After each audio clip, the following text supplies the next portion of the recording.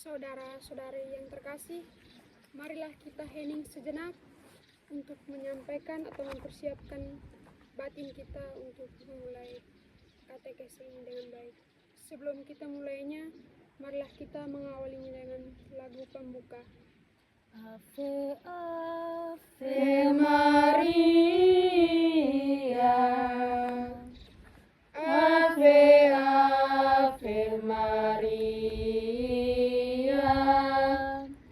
Ave, Ave Maria. Oh bundaku yang tercinta, kini aku di depanmu membawakan nada pujian untukmu, oh bundaku. Ave, Ave Maria, Ave, Ave Maria, Ave, Ave Maria. Dalam nama Bapa Dan Putra dan Roh Kudus. Amin. doa pembuka. Allah Bapa dalam surga, puji dan syukur kami haturkan kepadamu. Pada pagi hari ini kami akan memulai katekese. Ya Tuhan, berkatilah kami supaya apa yang kami pikirkan dalam otak kami, supaya kami tuangkan dalam katekese ini. Semua doa kami satukan lewat perantaraan Bunda Maria demi Kristus Tuhan dan pengantara kami. Amin. Marilah kita membuka kitab suci, kitab Yosua, bab 1 ayat 7 sampai dengan 9. Marilah kita membaca secara bersama-sama. Hanya kuatkan dan teguhkanlah hatimu dengan sungguh-sungguh. Beritakanlah hati-hati sesuai dengan seluruh hukum yang telah diperintahkan kepadamu oleh hambaku Musa. Janganlah menyimpang ke kanan atau ke kiri, supaya engkau beruntung kemanapun engkau pergi. Janganlah engkau lupa memperhatikan kitab Taurat ini, tetapi renungkanlah itu siang dan malam, supaya engkau bertindak hati-hati sesuai dengan segala yang tertulis di dalamnya. Sebab dengan demikian perjalananmu akan berhasil dan engkau akan beruntung. Bukankah telah aku peringatkan Kepadamu, kuatkanlah dan teguhkanlah hatimu. Janganlah kecut dan tawar hati, sebab Tuhan Allahmu menyertai engkau kemanapun engkau pergi. Demikianlah sabda Tuhan. Syukur kepada Allah. Setelah kita membacanya secara bersama-sama, selanjutnya salah satu dari kita membaca secara pribadi dan kita mendengarkan secara bersama-sama. Hanya kuatkan dan teguhkanlah hatimu dengan sungguh-sungguh.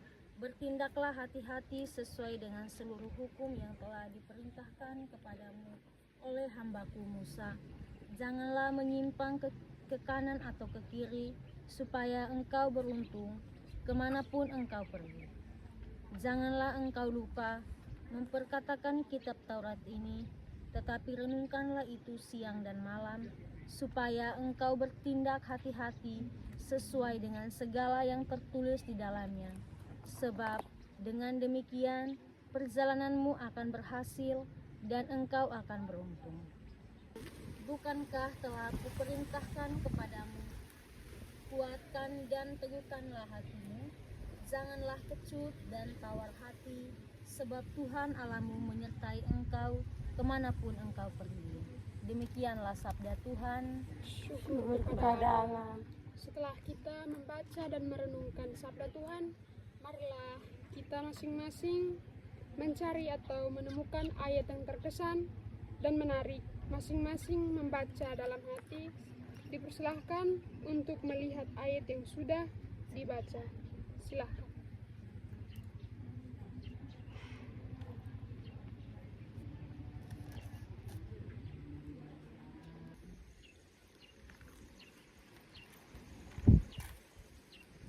Jika sudah menemukan ayat yang berkesan, marilah kita hening sejenak untuk menemukan pesan Tuhan yang disampaikan.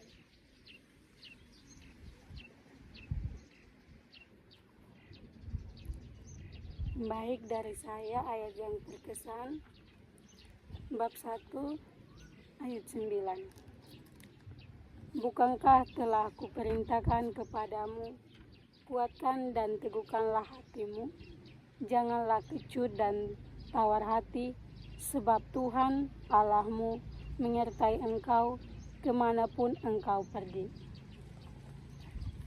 Tuhan berpesan pada saya supaya saya tetap percaya diri dan tidak ragu melakukan segala hal tugas.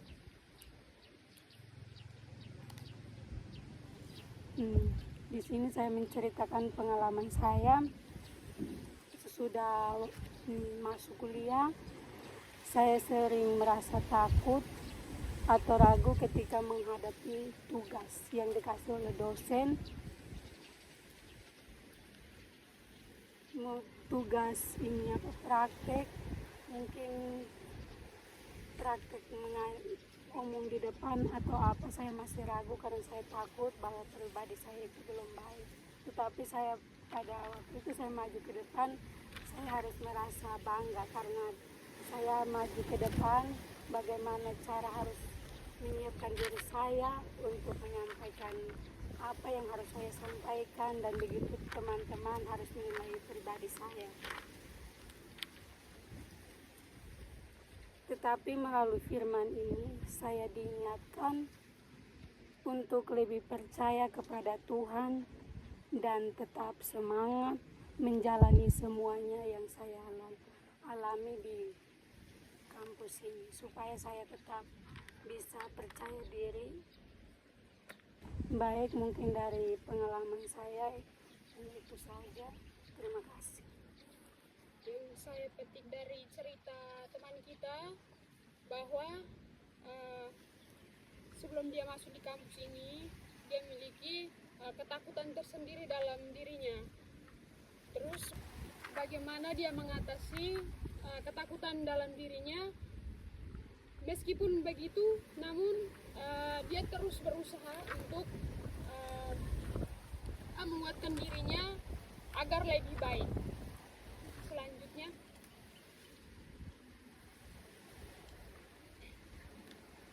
baik, ayat yang terkesan yaitu Yosua bab 1 ayat 9. Bukankah telah kuperingatkan kepadamu, kuatkanlah dan teguhkanlah hatimu, janganlah kecut dan tawar hati, sebab Tuhan Allah menyertai engkau kemanapun engkau pergi.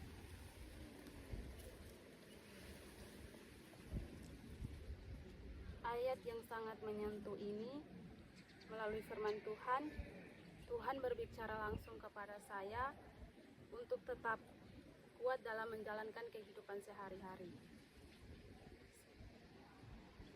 Dalam hidup, saya sering merasa takut, khawatir, dan bingung menghadapi masalah dalam keluarga, di kampus, maupun di asrama. Namun, Tuhan mengingatkan saya agar tetap kuat dan tidak boleh putus asa, karena Tuhan menyertai saya. Pesan Tuhan yang saya rasakan dalam ayat ini bahwa saya harus tetap percaya kepadanya dan selalu mengandalkan Tuhan dalam langkah hidup saya. Pengalaman saya pengalamannya hampir sama dengan teman Renti. Jadi selanjutnya,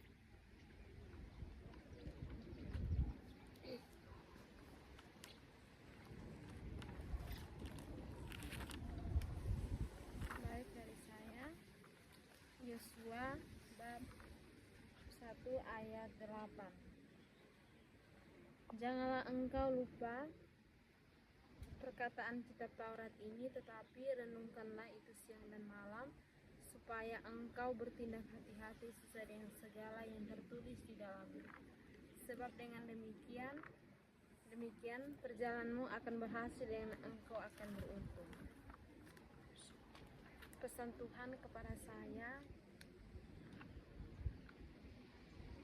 sesulit apapun yang saya jalankan itu, jangan pernah malas-malas. Apapun terjadi tetap jalani, karena sebuah perjalanan berdiri itu adalah menuju kesuksesan. Di sini saya menseringkan pengalaman saya waktu presentasi dengan Pak Ansel, tidak salah semester 2. Awalnya itu saya presentasi itu saya gemetar karena ke posisi aku, karena ke berawalan ke mengajar ke tentang ke modul ajar begitu. Tetapi Pak Ansel bilang harus ulang. Hari kedua itu saya sempat menangis. Saya keluar itu sampai kelas di sini ujung ini perpustakaan lama ini, saya latih sendiri, saya menangis.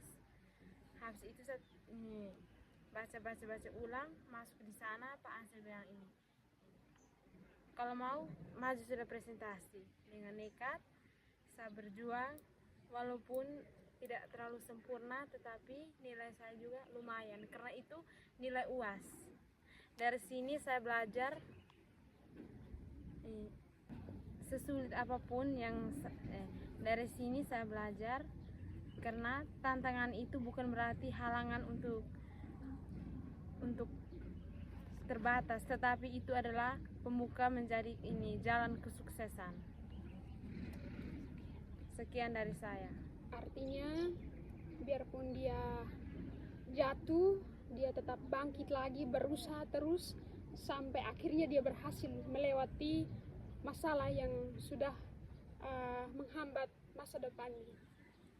Selanjutnya, Baik, dari saya terkesan dengan ayat 9, bunyinya, bukankah telah kuperintahkan kepadamu, kuatkan dan teguhkanlah hatimu, janganlah kecut dan tawar hati, sebab Tuhan Allahmu menyertai engkau kemanapun engkau pergi.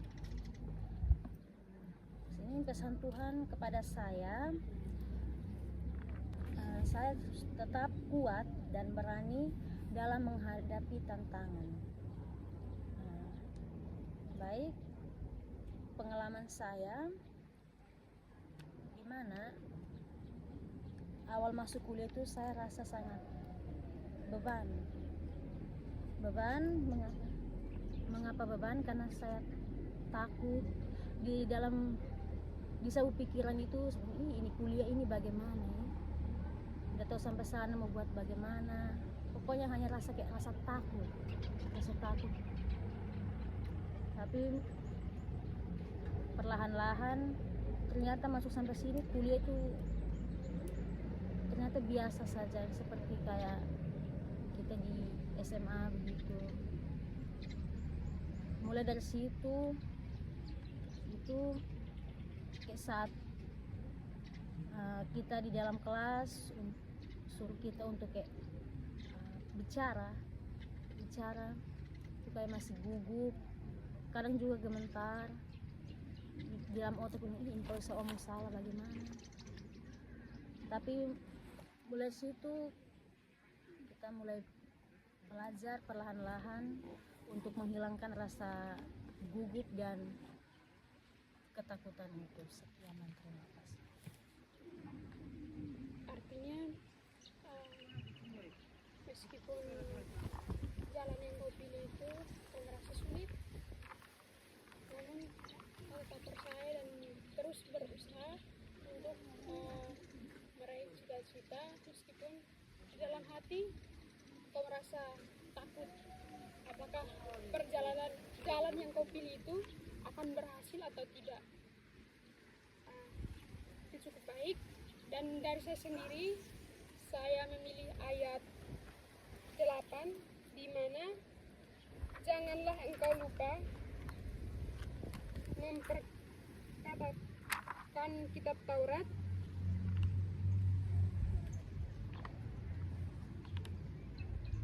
tetapi renungkanlah itu siang dan malam, supaya engkau bertindak hati-hati sesuai dengan segala yang tertulis di dalamnya. Sebab dengan demikian perjalananmu akan berhasil dan engkau akan beruntung. Pesan yang disampaikan Tuhan kepada saya, bahwa dalam kehidupan ini kita harus menjalani hidup secara baik dan hati-hati. Artinya apapun yang kita lakukan, apapun yang kita bertindak, kita harus secara hati-hati melakukannya. Karena jika kita melakukan dengan tergesa-gesa atau dengan keputusan yang mendadak, tidak dipikirkan secara matang, akan berakibat fatal. Dan pengalaman hidup saya itu terjadi baru-baru ini, tanggal 10 April, di mana saya tidak sengaja melakukan transaksi, atau dibilang tanpa sengaja melakukan aplikasi game itu yang berbayar di akun Google, dan tanpa sengaja pula saya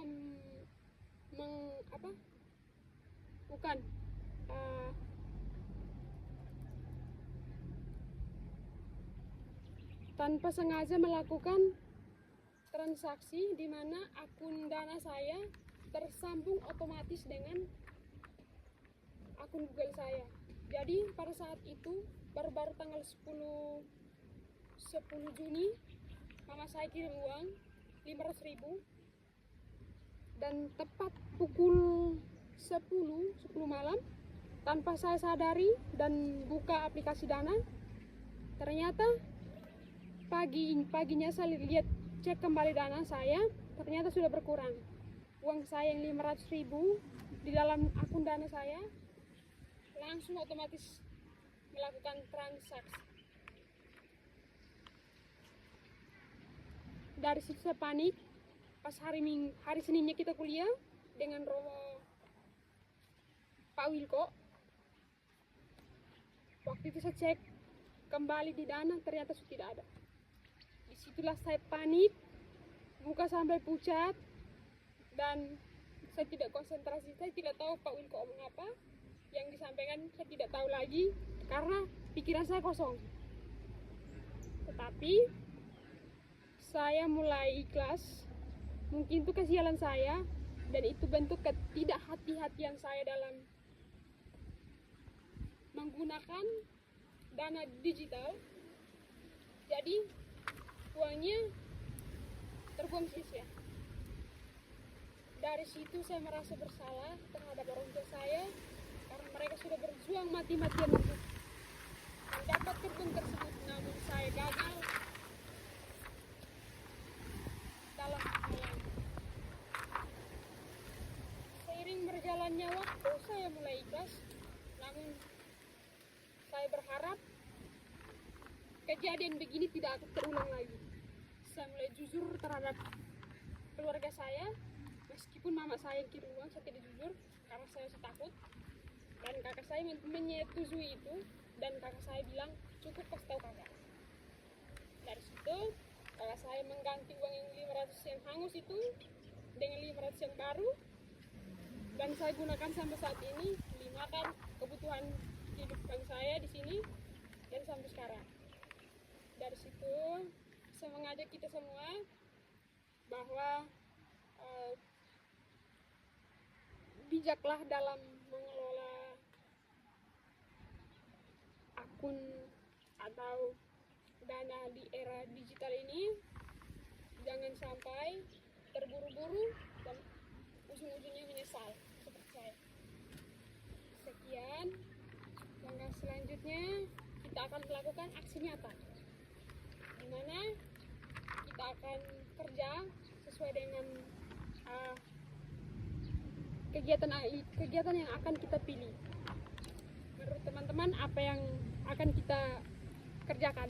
Baik, mungkin dari saya, kalau bisa sore karena kita kerja bakti di kebun, mungkin kita membersihkan jambu mente itu sebagai aksi nyata saja.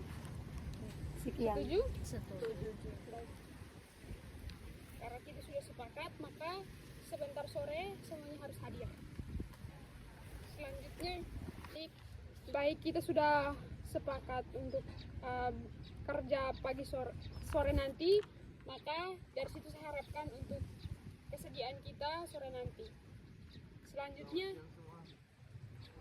Selanjutnya kita akan mengungkapkan doa kita yang sudah kita sharingkan, pengalaman hidup kita secara pribadi. Kita sampaikan secara perlahan-lahan dan pelan. Silahkan. Mulai dari Renti. Ya Tuhan, terima kasih atas katekesi hari ini. Semoga apa yang saya alami dan saya sharingkan, saya merasa tidak takut dan ragu dalam menghadapi situasi apapun. Semua doa dan harapan ini saya sampaikan kepadamu. Allah Bapa yang dalam kerajaan surga, puji dan syukur atas kehadirat-Mu karena Engkau telah melindungi katekesi kami, melindungi saya dalam melakukan katekesi yang berjalan dengan baik. Ya Bapa, semoga apa yang saya sharingkan, semoga Engkau menguatkan saya untuk tetap semangat menjalankan tugas saya sebagai seorang katekis dan tetap semangat dalam belajar dan dimanapun saya berada. Hanya ini saja doa dan permohonan yang saya sampaikan kepadamu. Amin. Allah Bapa di dalam surga, puji dan syukur kami haturkan kepadamu. Tuhan, terima kasih Engkau sudah melindungi dan memilih saya dalam kegiatan katekese ini. Apa yang saya tuangkan dalam kegiatan katekese supaya bisa mengingatkan sebagai bekal masa depan nanti.